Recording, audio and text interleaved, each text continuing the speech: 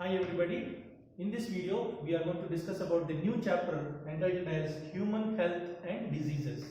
Human Health and Disease. This is the new chapter which we are going to study in this video. So in the first video we are going to go for only the introductory part. We are going to discuss only the introductory part based on this human health and disease. So here human health and disease means the disease that are caused by various types of microorganisms that we are going to discuss in this chapter. So there are many organisms which will cause disease, but very important point is that please remember, even though we say that there are many organisms that are there which will be causing the disease, but one thing we should remember, that all the microorganisms do not cause or affect the disease to the humans. They will not cause disease to the humans. So what do you mean by that? All the microorganisms are not harmful to the human beings. They are not harmful to the human beings. And please remember, when we talk about the microorganisms and the disease that are causing by those microorganisms, we should remember microorganisms are always species specific. Microorganisms are always species specific, means there will be certain microorganisms that will be targeting a particular species and they can only cause the disease only to that particular species or to that organism. So that is very important. Please remember, disease causing microorganisms are species specific. So here, now if you are seeing here, 1/3 of animal species, okay, 1/3 of animal species are estimated to be parasites. 1/3 of animal species are estimated to be parasites, and among them more than 130 types, okay, more than 130 types of parasites invade humans. When we are saying 1/3 of animal species are estimated to be parasites, from them more than how many? 130 types of parasites invade humans. And most of the common diseases are malaria, polio, amoebiasis, dengue, filariasis and teniasis are more common in tropical countries. So here are few diseases that are highlighted, that which are very popular, very common in tropical countries, such as what? Malaria, polio, amoebiasis, dengue, filariasis, teniasis, and these are very common in what? The tropical countries. And please remember, when we say that there are many diseases that are causing harm to the human beings, humans in their research, they are trying their best to eradicate some of the dangerous diseases. And the first and the foremost disease that is being completely eradicated is the smallpox. So here, smallpox is the disease which is completely eradicated, and now at present we are not seeing anybody suffering with what? The smallpox. And the last person that is being identified, suffering with the smallpox in the world is in a region called as Somalia. Situated in Africa. It is a region, okay? Somalia is a region which is present in Africa. In that, they identified the last case suffering with what? The smallpox. In the year 1977. And at the same time, we also should remember another point regarding the smallpox is in India.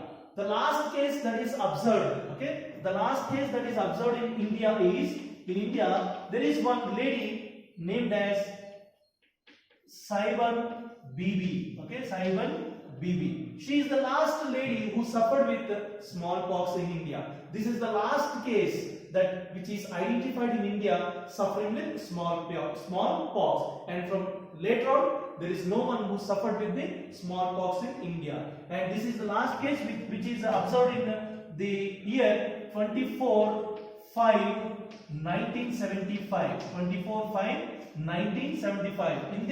On this day, she is the last lady who suffered with smallpox. This is, now we have to remember, if the question is asked, name the disease which is completely eradicated, it is the smallpox. And not only smallpox, there is another disease called as what? Plague. Plague is also eradicated completely. Plague is also eradicated completely from the earth, okay, from the world. And the person who played a crucial role in eradicating the smallpox is Donald Hopkins. Okay, Donald Hopkins. Okay, Donald Hopkins played a crucial role in eradicating the smallpox in the year 1941. In the year 1941, Donald Hopkins played a crucial role to eradicate the smallpox. So this is the first disease that is through medical science they could able to eradicate the disease called as smallpox from the world. Okay, so this is important for all of us. Now, keeping this information, if you are seeing now, all the organisms which are causing the disease will be called as parasites. All the organisms which are causing the disease will be called as what? Parasites. Now here, what do you mean by the parasite? An organism which depends upon another organism for its food and shelter, and at the same time it harms that organism on which it is depending upon. An organism which destroys another organism for what purpose? For its food and shelter. For its food and shelter. That will be called as what? Parasite. So here we are going to discuss now about the parasitism and parasitic adaptations. Parasitism and parasitic adaptations. So first we will discuss about the parasitism. As I said that there is one organism. Whenever we are saying that it is an organism, we go for microbes. Microbes will be infecting the other organisms. So other organism, here we are going to discuss it as the humans. So here the organism which is attacking the humans can be called as what now? The parasite. Okay, it is the parasite we call it as. It is called as the parasite. So parasite, okay, we can call the parasite as the gainer, means it will be gaining. Okay, it is gaining the benefits from the host. So here host will be the loser. Host is losing its food material, or it will be affected by the parasite. So here parasite is attacking what now? The host. Parasite is attacking the host. So parasite is benefited, whereas the host is losing, or it will be destroyed. Host will be destroyed. So here we have to remember, parasite is the gainer, host is the loser. So here, in a broad sense, based upon the presence of these parasites in the body or their location where they survive, we can group the parasites into various types of parasites. When we talk about the types of parasites, we can group them into three different types: ectoparasites, endoparasites, and hyperparasites. Ectoparasites, endoparasites, and hyperparasites. So into these three, we can group all the microbes, we can group all the organisms, or let us say parasites. Okay, we can group the parasites instead of saying always using the word microbes. Okay, so now we can group the parasites into three types: ectoparasites, endoparasites, and hyperparasites. Now, what do you mean by ectoparasites? Ecto means the parasites which live on the surface of the host body. On the surface of the host body, they will be surviving, they will be living. So here you have to remember, when the parasite, okay, lives, okay, when the parasite lives on host body, okay, on host body, we are calling it as what? Ectoparasites. Means it is outside the body. In simple, we can say when the parasite is present on outside the body of the host, we call them as what? Ectoparasites. We are calling them as ectoparasites. So here we have highlighted simple examples like the head lice, okay, head lice, itch mites which are present on the humans. Head lice and itch mites are humans. They are on humans. And these two are what now? They are ectoparasites. Means what? They live on the surface of the host body. And if you are looking at the ticks are also parasites which are there on the surface of the body, it is on the surface of the dogs. On the surface of the body of the dogs, we can see the ticks growing. So these are called as what? Ectoparasites. So if they are present, living on the host body on the outside, okay, lives on host body, on the surface of the host body, we are calling them as ectoparasites. And now the next one is endoparasites. Endoparasites. The term itself tells us endo means what? Inside. When a parasite is present inside the body of the host, when the parasite is present inside the body of the host, okay, inside the body of the host, we call it as what? We call it as the endoparasite. We are calling it as endoparasites. So any parasite, if it is living inside the body of the host, we call them as what? Endoparasites. And here, inside the body means exact location we should know, and these terms are very important for your objective part. Very important for your objective part. So here, endoparasites. Endoparasites again can be grouped into three types: cytozoic, histozoic and coelozoic. One is cytozoic, second one is histozoic, and the third one is coelozoic. These are the three different types which comes under what? Endoparasites. Now, cytozoic, okay, here under endoparasites, we are talking about three different types of parasites based upon their location inside the body.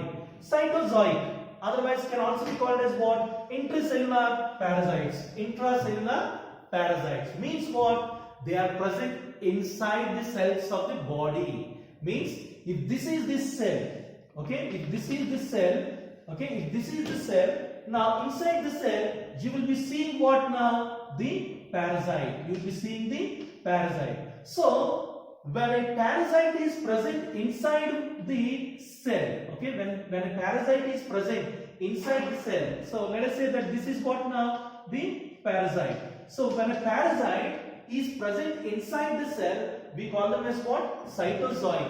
Intracellular parasites. Intracellular parasites. So you have to remember this term, a very important term, very important term called as cytozoic. When the parasite is present inside the cell, we are calling it as cytozoic, otherwise intracellular parasites. Best examples are Plasmodium vivax in man, Plasmodium vivax in man, and Nosema in Spherospora.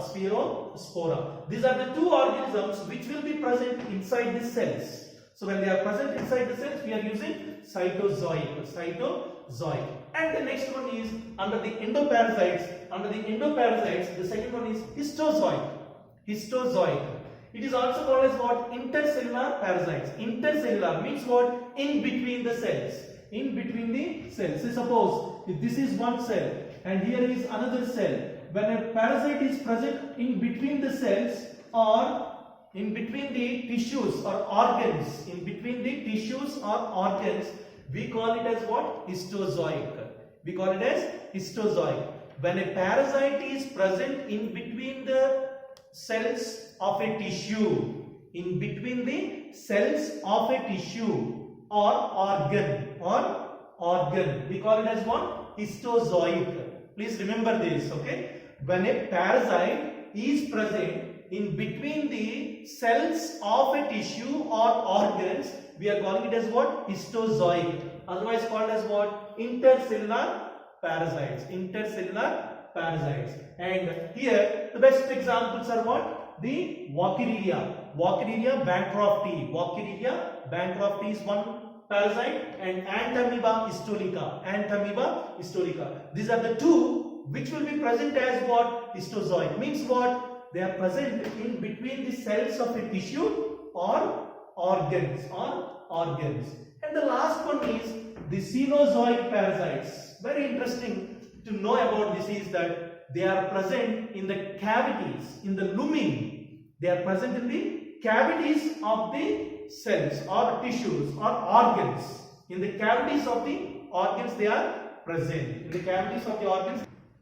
So here, if you see Cenozoic parasites, we should remember that when they are present in the cavities of the host, okay, Cenozoic means what? When they are present in the cavities of host. Okay, when they are present in the cavities of the host, we are calling it as coelozoic parasites.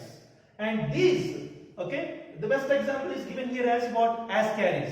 You know, when they are present in the cavities of the host means one cavity we can take is that alimentary canal. Okay, we can take one best example is alimentary canal. So when these organisms are present, in the alimentary canal, which is like a cavity in the host, we call them as enterozoic.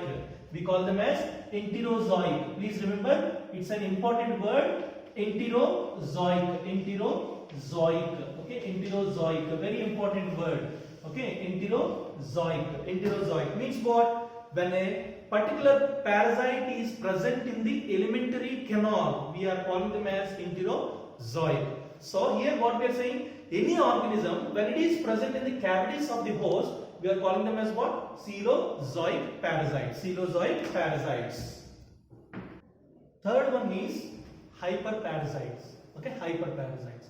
What do you mean by hyperparasites? They live on other parasites. Okay, live on other parasites. Okay, live on other parasites. Okay, live on other parasites. Such are called as what? Hyperparasites. Okay, hyperparasites. So hyperparasites means those parasites which live on other parasites are called as hyperparasites. The best example is Nosema notabilis, which lives in what? Spherospora polymorpha. We already came across this. Nosema notabilis lives in Spherospora polymorpha, and Spherospora polymorpha which lives in urinary bladder of toadfish, Spherospora itself is a parasite on toadfish, but on this Spherospora what is there? Nosema. So such parasites are called as what? Hyperparasites. Okay, live on other parasites. Okay, such are called as hyperparasites. And both these two, please remember, the Nosema notabilis and Spherospora polymorpha, these two are cnidosporans. Okay, these two are cnidosporans, 1 and 2. Okay, what are those 1 and 2? Nosema notabilis and Spherospora, both are what? Cnidosporans. Okay, cnidosporans. And here, if you look at the Ascaris, okay, we already came across these disease causing microbes also, Ascaris. Okay, these organisms or parasites also. These parasites, Ascaris, if you are looking at, this can be enterozoic and coelozoic. Very, very important to note. Okay, very, very important to note. Please remember that Ascaris will be coming under enterozoic and also coelozoic. And Antamoeba is also known for as enterozoic and histozoic. So you have to remember these two, Ascaris and Antamoeba. Antamoeba, which will be as Ascaris as enterozoic and coelozoic, and Antamoeba as enterozoic and histozoic. Now we have to be very careful with these terms, as we are going to come across these terms repeatedly in the next part of our chapter. Okay, monogenic parasite. Monogenic parasite means what? It requires only one organism to complete its life cycle. Please remember that. Monogenic means it requires only one organism to complete its life cycle. So here Antamoeba and Ascaris, they complete their life cycle within one organism. So if they require only one organism to complete their life cycle, they are called as what? Monogenic parasites. Okay, and just the opposite to that, digenetic parasites. Digenetic parasites means what? These are the parasites which requires two organisms to complete their life cycle. Two organisms to complete their life cycle are called as digenetic parasites. So the best examples for digenetic parasites are Plasmodium. Okay, best examples we can remember them as what? Plasmodium, okay, and Walkeridia. Okay, and Walkeridia requires two or more organisms to complete their life cycle. So digenetic means what? when a parasite requires 2 organisms or more to complete its life cycle, such parasites are called as digenetic parasites. Here examples are what? Plasmodium and Walkeridia. So you have to remember the examples: Plasmodium and Walkeridia. Plasmodium and Walkeridia, okay, are the 2 best examples for what? Digenetic parasites, okay, digenetic parasites. And these parasites, are they present in what? The host, we said. They are present in the host, we said. So here we are going to now look at the types of hosts. Types of hosts. Okay, types of hosts. Primary host or definitive host. Primary host or definitive host. This primary host or definitive host harbors the mature or parasites. Okay, mature parasites. Okay, or the adult parasites. Okay, it will harbor the adult parasites. It will harbor means it will be having the adult parasites present in that. So such are called as what? Primary host. So primary host is an organism in which the parasite is in adult stage. The parasite is in adult stage and which will be undergoing the sexual reproduction. Which will be undergoing sexual reproduction. Which will be undergoing sexual reproduction. That is important. Okay, sexual reproduction it will be undergoing.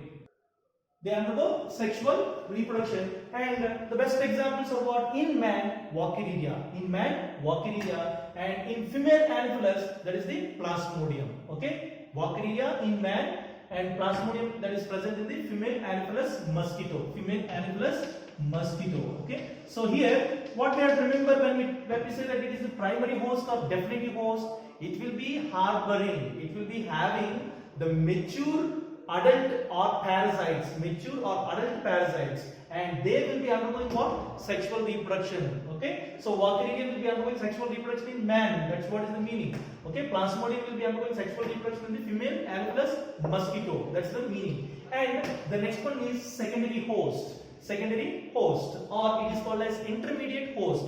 This will be harboring the young ones, immature parasites. Okay, it will be having the immature parasites present, and in the secondary or intermediate host, whenever you are coming across this, you also should remember that it will be undergoing asexual reproduction. It will be undergoing asexual reproduction. Okay, it will be undergoing asexual reproduction. That's what is important here when we talk about the secondary or intermediate host. And best examples are what? Man for Plasmodium.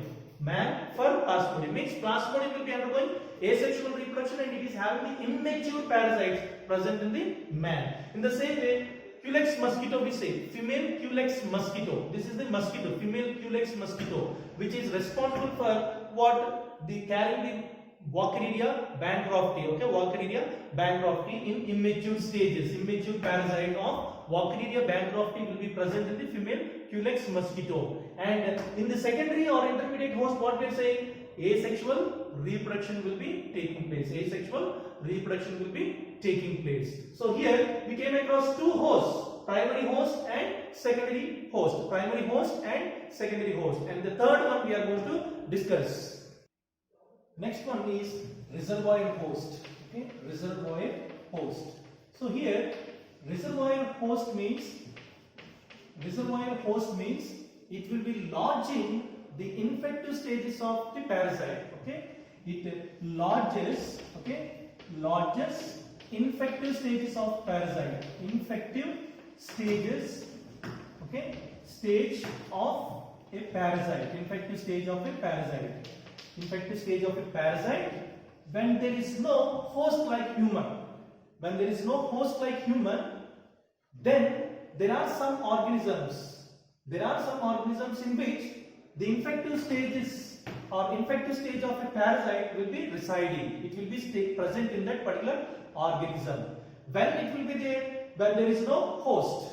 And during such case, in such situations, there will be no development. Okay, there will be no development of that particular parasite. There will be no development of the parasite. No development of parasite. And do not cause what? Disease. Do not cause the disease in which it is present. Okay, do not cause the disease in which organism it is present. It will not cause the disease to that organism. So here reservoir host, if you are seeing, when there is no human available, for a female Anopheles mosquito or for Plasmodium, then what happens is in monkey, okay, in monkey there will be the presence of this Plasmodium, okay, there will be the presence of the Plasmodium organism, okay, Plasmodium. Same case in GNU, okay, in GNU there will be Trypanosoma, okay, Trypanosoma. So these two parasites are in which stage? Infective stage. These two parasites are in infective stage. They cannot cause the disease to what? Monkey or GNU. They cannot cause the disease to the monkey or GNU. But they can be there present, okay, without any development. And as we said, they do not cause the disease to the monkey or GNU. Until and unless the host is present. So these two, monkey and GNU, are behaving as what? The reservoir where they reside, where they are present, and they do not cause the disease. So such are these two. Okay, in such cases, monkey and GNU will be called as what? Reservoir host. Okay, and these are lodging the infective stages of the Plasmodium and Trypanosoma. So this is about what? The reservoir of host. So these are the points we should keep in mind before we move further in this chapter called as human health and disease. We are going to discuss about what are the adaptations that will be seen by these parasites, and also what are behaving as the vectors, carriers of these parasites. We are going to discuss in the next video. Thank you so much.